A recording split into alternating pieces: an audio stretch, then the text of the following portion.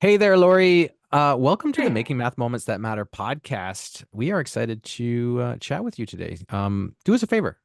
Let us know, whereabouts you coming from, what's your current role in education? Hey. I am Lori Martin. I live in Pryor, Oklahoma. This is my 29th year of teaching because I started when I was like 10 years old. No, I'm just kidding. But I currently am teaching Honors Algebra 2 and then 3 concurrent courses for RSU, and I'm the head of the math department at Pryor High School. Awesome, awesome. So, thanks for that. Give us a little bit of a snapshot of, your journey into education. Were you a high school teacher coming right out of, university or college? Is it always what you wanted to go into? Paint us a picture here about like, the journey to teaching honors algebra 2 and the concurrent, and where you are currently. Okay. I'm also the assistant girls basketball coach here as well. My husband's Woohoo! a head coach, so I'll throw that in there too. Nice. So my mom was my high school math teacher. She, by the time I got into high school, she was teaching the upper level math. So pre-calc was the highest that we had. And so I was in her math class, and they do the senior predictions. And my senior prediction was I always wanted to be a pharmacist. But my friend said teacher basketball coach. And I was like, there's no way I am not doing that. It's not happening. Uh, And so here we are. I played basketball at the University of Oklahoma and then finished up at Southwestern Regional University close to where we lived. And my first job right out of the gate was at Weatherford High School, where I had done my student teaching. I started an AP Calc class there, but also had an Algebra 1 class that was more of a fundamentals hands-on type class. mhm. And yeah, that was the beginning of my journey. And with coaching, I was also the head girls basketball coach. So with coaching, you kind of move around quite a bit. You Right. don't really get to Sure. stay at one school. So moved after 4 years to a small school, started AP Calc, met my husband there, got out of coaching. We moved to Norman. So I went from a 4A school to a 6A school. So that was a change. Met an amazing mentor there, Lenny Gibson. And he really helped me with my math journey. Besides my mom, I always had my mom to bounce things off of as well. She was teaching at the University of Oklahoma at the time. So moving to Norman put me close to her and my dad as well. And so that was a great part of my journey. And then my husband and I had our third kiddo and decided to stay home. So I couldn't stay out of the math. So I taught for an online school, the Potter School, which serviced missionary kids and homeschool kids. So I had kids all over the place. I had a class that was in China, which was super Wow. cool. Yeah. I had kids in the US, I had kids in Nicaragua, just Honduras, all over the place. Super cool. It was amazing. It was a fun time. I was able, they already had the upper level math, but I was able to start sixth grade math with them, and it was live instruction. So that was cool. And then after a couple of years, well, I did that for probably, I don't know, 5 years, maybe, or so, 7 years. I also, during that beginning time, helped start a classical school in Norman. And so I taught fourth and fifth grade math, science, English, Latin, which I had never taken before. So just some kind of fun, and history, just some kind of fun And history. side. Yeah. Yeah, and history. My husband teaches history, so Colorful, maybe. colorful Yeah. past for sure. And Yes. yeah, And thanks. we Thanks got for the back in. Yeah, we got back into coaching, and then we've been 10 years coaching together now. And yeah, we're at Pryor now and hopefully you're stay here forever. you're talking my passion, basketball and I also coached, probably not at the level probably you're coaching at. I did some when I was first starting as a teacher as well, but um, love the game of basketball, played at a pretty high level here in Canada too. So love Awesome. that kind of journey. Tell me about your math moment. We always ask every guest, when we say math class, there's like images that pop in our minds that have stuck with us. Right. That are kind of like they're just carry forward, and sometimes they're positive, sometimes they're negative, but they stick with us for reasons. And tell us what yours is. Like when we say math class, what pops into your mind that sticks with you all this time? So my geometry teacher in high school was very traditional. And so asking questions, I asked her a question a couple of times, and one particular time that I remember vividly, asked her a question, and she sat down at her desk and yelled from her desk, I've already explained this to you. You figure it out. Right. And my mom taught in the same school. And so I went home to her and said, I don't understand this. And told her what had happened. And at that point, I didn't say anything to my mom, but I thought, I'm not asking any more questions in class. Like, I'm done. Right. And my mom said, well, if you don't understand it, I'm sure there are other kids. So it became like we had our little Mm. study. So we formed study groups. Great things came out of that. We formed study groups. When I got to trig, I love trig. Like, it's one of my favorite classes to teach. It was my favorite to take. And my mom's like, okay, now wait a minute. You hate geometry, so you say. But she was my pre-calc teacher. And so she explained all the why behind it. Like, how do we get 45 right triangles? And how do you find the area of a triangle without it being a right triangle? And why does that work? And what about angles of elevation and depression? Mm. Like, how can we figure, and so just the why behind everything. And I think that's probably where I always liked math, but I worked really hard at it. But it just all started making sense through pre-calc and then through my calc series in college.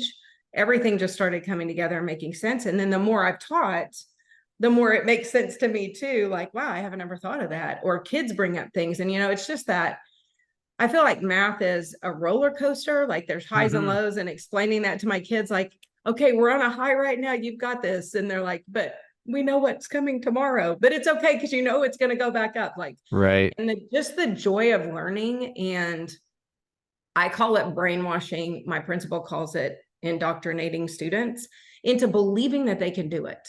Hmm. Like, convincing them we can figure this out.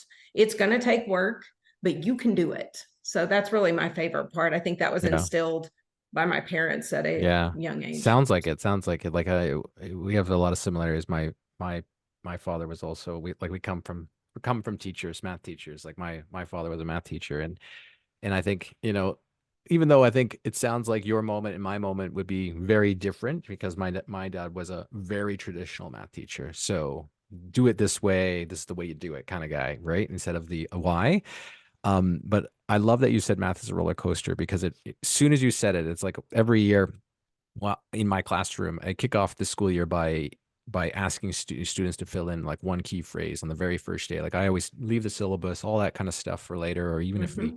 it'll trickle in, right? Like these Right. things don't really matter, and let's set the stage right. And one of the questions or prompts I give kids to think about is to say, like, what is math like? Math is like dot dot dot, fill in the blank.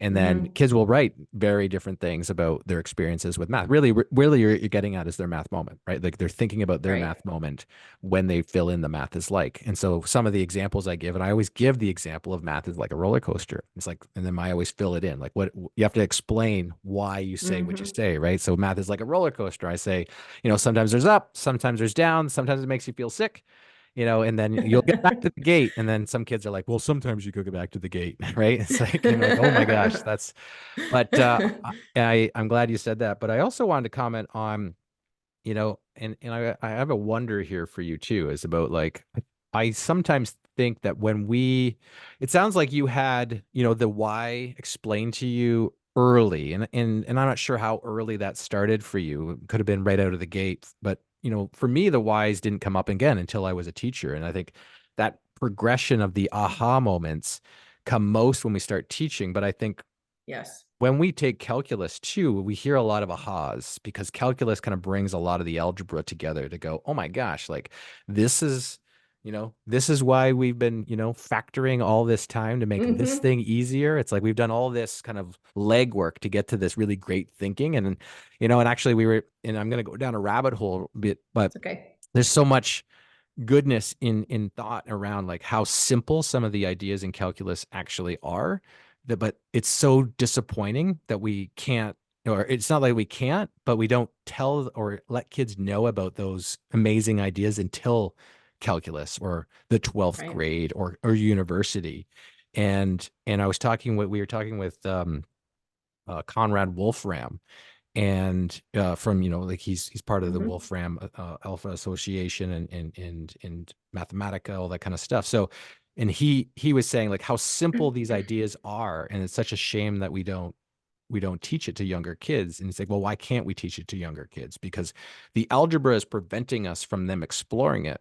But if computers can sometimes take care of that algebra, then we can explore these ideas so much sooner than, waiting so long, which is again a whole other episode that we could go down and kind of explore like Sure. why and when, and we actually do that with Conrad. But it's such a, I feel like, and the question I guess to you is to think about like, was it calculus that kind of feels like brings things together? Like you said, it was coming together around there, or was it was it having a mom that really explained things to you?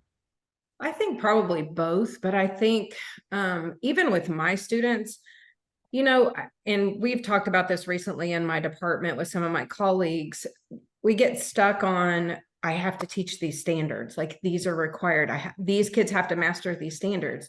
If those kids haven't seen that material before you get to that standard, they are probably not going to master it. Most kids aren't.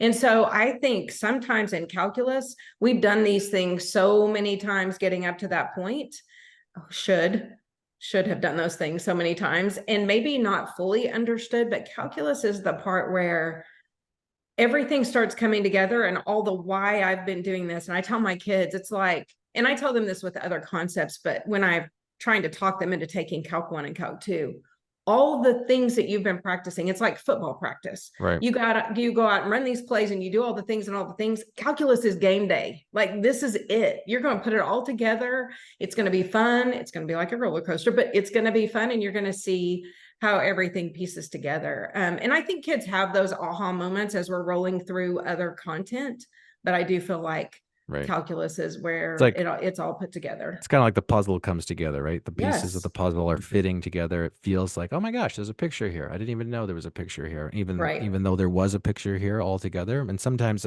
I reflect on obviously you have such a profound understanding of how all of the standards connect to each other.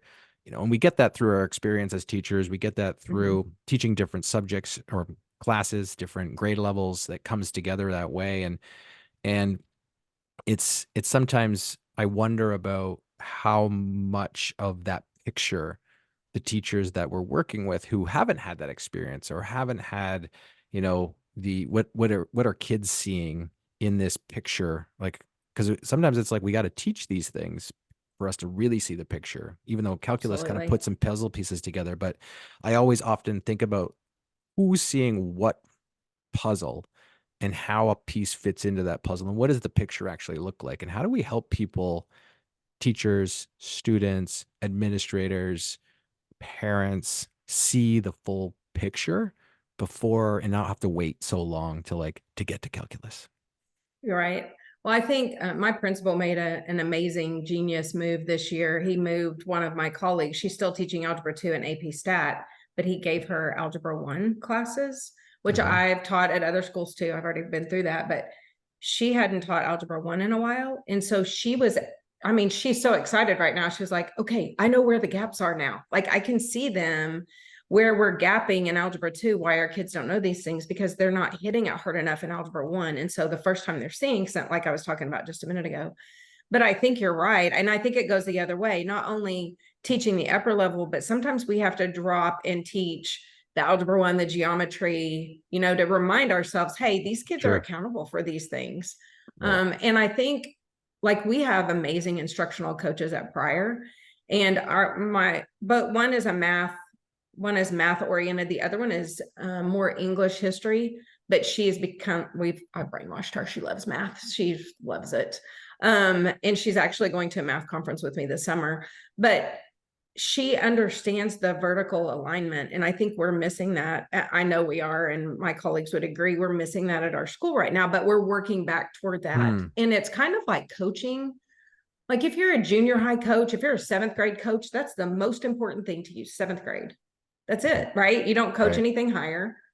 But as a high school coach, and I coached seventh grade last year, I can see where they need to be when they get to high school. Like, I know you guys don't want to do these mundane drills, but you have to be able to master this to be successful on our team in the high school.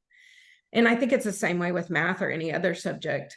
Those teachers, Algebra 1, Algebra 2, whatever, geometry, they have to be able to see, hey, these kids need this. It may not be a standard, but they have to be able to master it here. We need to make sure they understand it.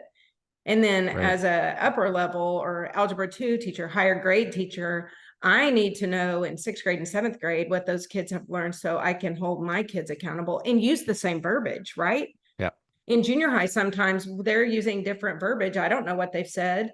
When we were at Bartlesville, my son was in 6th grade and we were working on greatest common factor. We were working on simplifying radical functions and expressions.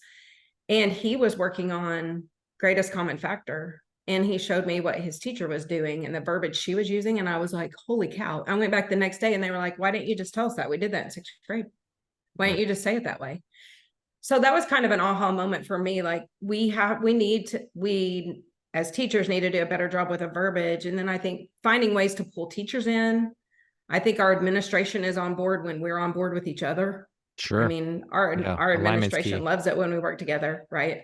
Yeah. So Alignment is very key for teacher growth, school growth. Kyle and I, we consult with school districts across North America, and that's a huge component of the 4-stage process we help them put them through, is how to create alignment across the district, across schools, so that teachers feel supported, but also know that the pathway they're going down, the principal knows they're going down that pathway, and isn't shocked all of a sudden when they're working on something that, that they think is important, but the principal doesn't think is important. Like all of a sudden this is, when there's disjoint there and no connection towards the alignment. This is why teachers kind of go, I'm not going to try that, because right. if the principal is not valuing the same things, then when parents start pushing back and the principal's not supporting, all of a sudden it's kind of like, well, why would I put my neck out there? I think the alignment is critical to for relationships between teachers because I mean, this teachers like to play the blame game, right? Well, Sure. they don't know this in algebra 1. What did they do in 8th grade or pre-algebra? Why don't they know? It's always somebody else's fault down the line. Well, in algebra 2, they don't know this. What did they do in algebra 1? Instead of where are the gaps and what are we missing? Maybe they did that and I'm using a different verbiage than what they used. And so just building that trust among teachers to be open and have conversations and know that 7th grade math, if you're a 7th grade math teacher and that's the most important thing to you, it's super important to me too. Like I want to know what you're doing and I can learn from a 7th grade math teacher. I still activities Right. all the time from Yeah. 3rd and 4th grade, Right. So I think just teachers knowing that they're valued at whatever stage they're teaching, whatever level, is Right. super important as well. Let's get granular here. Like let's zoom in to your classroom. Like Okay. tell us like, what does it look like? Like what is a classroom in Mrs. Martin's, room look like? What does a typical lesson look like? What's a typical day? And then we'll kind of branch out from there. Okay. Well, in general, controlled chaos is probably a good way to describe it. So I have used some of Peter's building thinking classroom techniques. We do visible random grouping almost every day. Okay. And I have in my honors algebra 2 class right now, I have 39 students. So they have worked with each other. They've worked with everyone in the room by now. And they know when they come in that we are going to group. So they're so super sneaky. So at the beginning of the year, I was handing out the cards in the hallway. You know what happened when they went in my classroom, right? They traded cards, got in the groups they wanted to get into. So I don't remember where I learned this, but we started huddling. I started thinking about what we do in basketball before we start. We get in a circle, we huddle, we talk Uh-huh. about big picture for the day or for the practice, and then we get busy. So I started doing that with my class. I was like, okay, we're going to huddle. So we're in the classroom, they're all standing around. I Right. give them just an overview of what we're going to do, and then I hand out the cards. Hmm. And then the people that I knew were trading, I'd be like, hey, what'd you get today? So that I Right. know, they know that I know what card they have. And that stopped the trying to get with a group. And then they understood that, hey, there's a chance that I'm going to get with my friend anyway. They get super excited, when they draw the same card. Sure. So we Sure. do that. And then I switch it up some. They go to the boards and work sometimes. Personally, this is a selfish thing. When they go to the boards and work, I can see everyone. So I have 39 vertical, 39. I have 13 vertical spaces. So I can have groups of 3 with 39. Sure. But what I found, I did a professional development for my school in January on claims, evidence, reasoning. And I don't know if you're familiar with that, but we did English, science, math, history. And I just said, can I bring some of my students to do this? And so they were on vertical spaces, and I gave them some problems that we hadn't done before. So they didn't know what was going on, groups of 3, and they made their claim, started working the algebra for the evidence. Evidence didn't match the claim. So instead of turning around and asking me a question, they immediately, and I didn't tell them anything, they immediately turned to each other and started talking. And the teachers that were standing next to me were like, why didn't they just ask you? Because this is what we do in my room. And so that for me was like, okay, I am going to continue doing this, because their habit was, and it's weird because usually it only happens when they're on the boards. When they're at tables working, like today, we were working on a semester review. Coach Lowe, come over here and help me. Come over here and help me. I need help. I need help. You've got groups around you, Right. but it's more difficult for them to ask for help from a peer than to just peek over at a board or look across the room at a board, right? And get a little idea. So a lot of math conversations in my room. I'm not going to say 100% engagement, but I feel like highly engaged. Do they get off track? Of course they do. I mean, they're high school kids, right? Sophomores and juniors, but they are pretty quick to get back on track. Sure. I have students who are, so on Mondays and Fridays, my college students don't have class. So they will come in and help. For nothing, like they don't get anything for that, but they'll walk around the room and help because they were in my class for algebra 2. And so they know what the layout is. And it's so fun to just sit back and watch them help other students. It's beautiful. That's amazing. So no, that sounds great. And you've painted us, a thinking classrooms picture, and given us kind of a snapshot of like what it looks like when they come in. What does it look like when we go to the boards? What does it look like when we not go to the boards? I think we're painting a picture, especially if you're familiar, with Peter's work and what that looks like in your classroom. Now, I know, because you've got to be like all of us, is that we didn't always teach this way. And I'm curious, like, what did Mrs. Martin's class look like before this realization? And then maybe like early, or maybe it was like maybe middle of, your middle of your career before you made this switch. Like, what did it look like? And then what was the move? Like, there was something that changed and that made you try this, or maybe you had some success somewhere, but fill us in on like the linking between, going from where you were and going from where you are now. Okay. So when I first started teaching, we had overhead projectors. So that's fun. Me I too. just dated myself with that. Yeah. Which I liked because students were looking that direction and I could see their little faces, and see if they really understood, if they were nodding. Except the lights were off. Yeah, true. Yes. But I have always tried to do like card sorts, or I attended, AP institutes where I could gather different activities for my students so I could keep them engaged. But it was always, I've done things in groups at times, but it was always more lecture style. And then I got out of the classroom and went to the online smaller classes. Kids were working in groups, and the online piece kind of triggered in me, like, there's got to be a better way to do this. So when I got back into the classroom, I started thinking about flipping my class. Okay. So I started creating short videos. I was at Prior. We were like not 2010, 2011. Is this like when everyone was 2014, yeah, 13, 14. This is when it was big, right? Big flip class was spreading around. Yep. Go ahead. Yeah. So I could do my research, right? I could see what other people were doing. I could avoid their mistakes. I've made plenty of mistakes on my own. No need to make other people's too. So I started the flip, and I wasn't really happy with the way it was going because students weren't watching videos before they came to class. Right. Like no one was. Right. No. Had like 2 or 3 people, or they'd be like, oh, I forgot. Okay, well, now they have to watch the video. We can't get to the activity I wanted to do. So I was trying to figure out how to make that work. It is amazing the accountability that you have when you randomly group kids and they're supposed to watch a video the night before. it's amazing because they don't want to be the one in the group that didn't watch the video. Right. So what I have done, so that realization came about 4 years ago.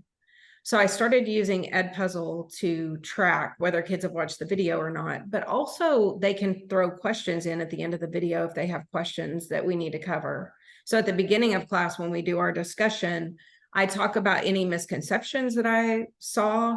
They get in their groups. We may work a problem or two together, and then they're off and running. Now, I have students, they could go without watching in Algebra 2, they can go without watching the video because some of the content at the beginning of the year is Algebra 1 second semester, right? So they can create that habit. So I try to have one-on-one conversations with students who are not watching the video because I don't want them to teach themselves on the video. I've tried that too. That doesn't work. It's too long. 5 to 7 minutes. Sure. Done.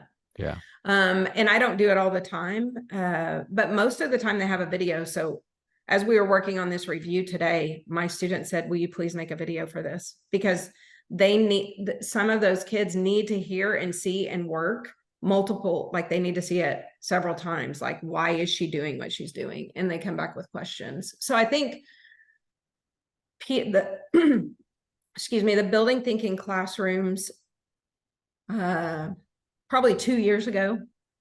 Okay. And then I saw Peter last summer in Texas. Went to Fort Worth. I get a drink real quick. Went to Fort Worth and I was able to attend one of his sessions and it just solidified. I had already started it last year, but it opened my eyes to what it should look like, the visible random grouping, like all of the things. Doing it for myself just solidified, okay, I'm going to run with this. And I am always trying to research and find what's best for my kids. I'm always going to do what's best for them, even if it's more work for me. I don't care. Right. So, yeah. What do you think? I know that I think a lot of, a lot of us who are coaches, consultants, coordinators, teacher leaders in schools, we think about how do we help the teachers that we're working around us do more of those good practices things. So because, Peter's research is his own research, but, there are a lot of elements inside of what he's doing, which are, part of the effective teaching practices and how to blend those together.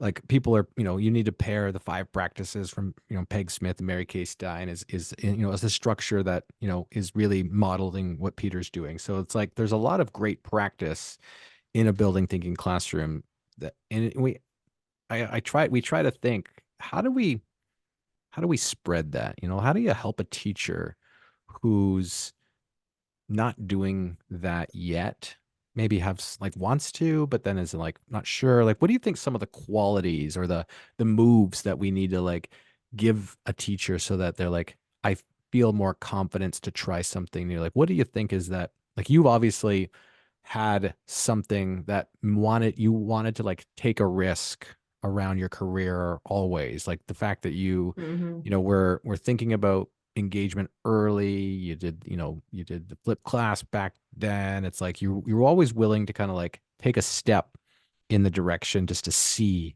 if it works or not. And I think that's a lot of confidence. That's a lot of comfort in your content knowledge, comfort in classroom expectations and behavioral in classroom management. There's always that, right? And then it's but then there's other things that teachers need, I think. What do you think teachers need to be able to grasp and take on, a different style of teaching? Well, for math teachers, it's relinquishing control, right? And that's really difficult for math teachers. I mean, it really is, especially if they have been, so like you said, I've always been rogue and trying new things, and I'm willing to fail and say, okay, that didn't work, let's try again. But I expect my students to be able to do that too. I think most math teachers are sure, I'm going to deliver the content, you're going to learn it.